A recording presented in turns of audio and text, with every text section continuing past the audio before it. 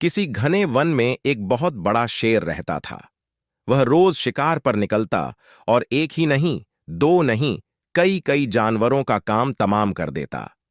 जंगल के जानवर डरने लगे कि अगर शेर इसी तरह शिकार करता रहा तो एक दिन ऐसा आएगा कि जंगल में कोई भी जानवर नहीं बचेगा। सारे जंगल में सनसनी फैल गई। शेर को रोकने के लिए कोई न कोई उपाय करना जरूरी था। एक दिन जंगल के सारे जानवर इकट्ठा हुए और इस प्रश्न पर विचार करने लगे। अंत में उन्होंने तय किया कि वे सब शेर के पास जाकर उनसे इस बारे में बात करें। दूसरे दिन जानवरों का एक दल शेर के पास पहुंचा। उनको अपनी ओर आते देख शेर घबरा गया और उसने गरज कर पूछा, क्या बात है, तुम सब यहां क्यों आ रहे हो? जानवर दल के नेता ने कहा, महाराज, हम आपके पास निवेदन करने आए हैं। आप राजा हैं और हम आपकी प्रजा। जब आप शिकार करने निकलते हैं तो बहुत जानवर मार डालते हैं। आप सबको खा भी नहीं पाते। इस तरह से हमारी संख्या कम होती जा रही है। अगर ऐसा ही होता रहा तो कुछ ही दिनों में जंगल में आपके सिवाय और कोई भी नहीं बचेगा। प्रजा के बिना राजा भी कैसे रह सकता है? यदि हम सभी मर जाएंगे तो आप भी राजा नहीं रहेंगे। हम चाहते हैं कि आप सदा हमारे राजा बने रहें। आपसे हमारी विनती है कि आप अपने घर पर ही रहा करें। हम रोज स्वयं आपके खाने के लिए एक जानवर भेज दिया करेंगे। इस तरह से राजा और प्रजा दोनों ही चैन से रह सकेंगे। शेर को लगा कि जानवरों की बात में सच्चाई है।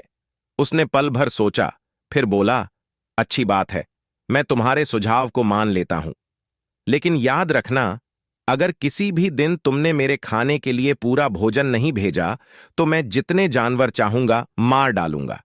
जानवरों के पास तो और कोई चारा नहीं था, इसलिए उन्होंने शेर की शर्त मान ली और अपने अपने घर चले गए।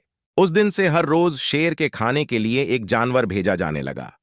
इसके लिए जंगल में रहने वाले सब जानवरों में से एक एक जानवर बारी बारी से चुना जाता था। कुछ दिन बाद खरगोशों की बारी भी आ गई।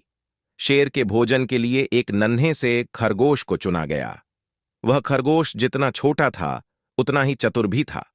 उसने सोचा, बेकार में शेर के हाथों मरना मूर्खता है। अपनी जान बचाने का कोई न कोई उपाय अवश्य करना चाहिए और हो सके तो कोई ऐसी तरकीब ढूंढनी चाहिए जिसे सभी को इस मुसीबत से सदा के लिए छुटकारा मिल जाए। आखिर उसने एक तरकीब सोच ही निकाली। खरगोश धीरे धीरे आराम से शेर के घर की ओर चल पड़ा। जब वह शेर के पास पहुंचा तो बहुत देर हो चुकी थी। भूख के मारे शेर का बुरा हाल हो रहा था। जब उसने सिर्फ एक छोटे से खरगोश को अपनी ओर आते देखा तो गुस्से से बौखला उठा और गरज कर बोला, किसने तुम्हें भेजा है? एक तो पिद्दी जैसे हो, दूसरे इतनी देर से आ रहे हो। जिन बेवकूफों ने तुम्हें भेजा है मैं उन सबको ठीक करूंगा। एक एक का काम तमाम न किया तो मेरा नाम भी शेर नहीं। नन्हे खरगोश ने आदर से जमीन तक झुककर कहा, महाराज, अगर आप कृपा करके मेरी बात सुन लें तो मुझे या और जानवरों को दोष नहीं देंगे।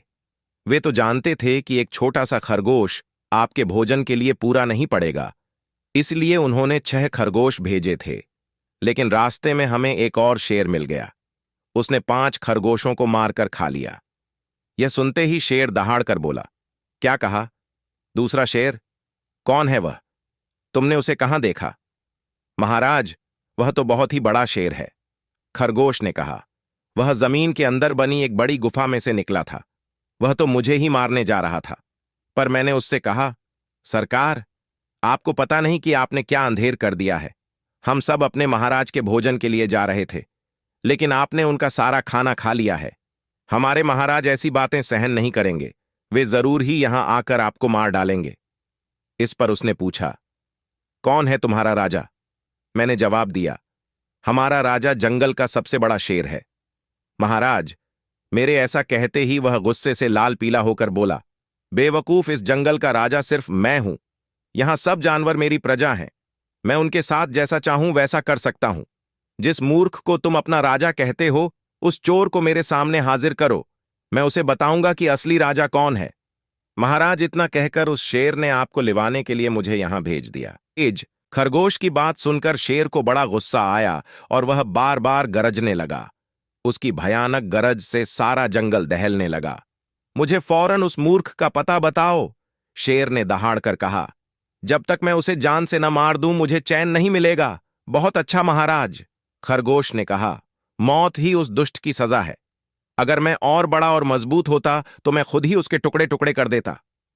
चलो, रास्ता दिखाओ, शेर ने कहा। फौरन बताओ किधर चलना है।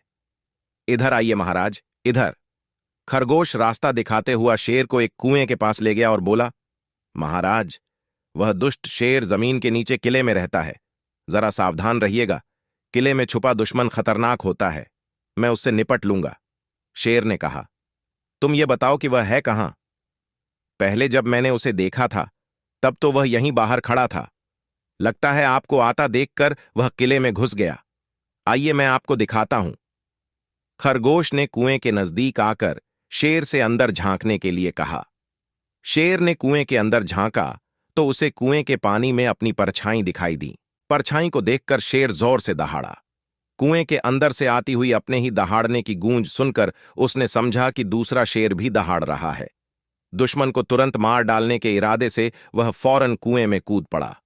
कूदते ही पहले तो वह कुएं की दीवार से टकराया, फिर धड़ाम से पानी में गिरा और डूबकर मर गया।